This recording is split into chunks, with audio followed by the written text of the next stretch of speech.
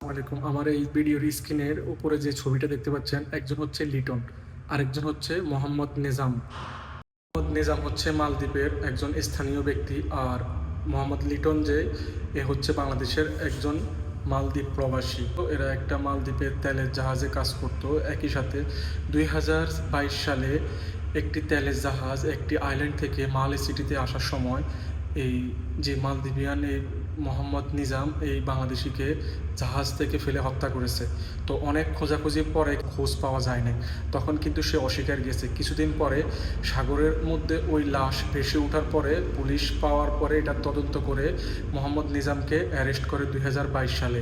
পরবর্তীতে এটা মামলা যে কোর্টের মধ্যে অনেক দিন এটা পড়েছিল। 2022 সালের ঘটনা এখন 2026 সালে এসে মালদ্বীপের যেই কোর্ট, ক্রিমিনাল কোর্ট, এটা তদন্ত শেষ করার পরে এখানে রায় দেওয়া হয়েছে যে মালদ্বীপের এই মোহাম্মদ নিজামকে যাবজ্জীবন কারাদণ্ড।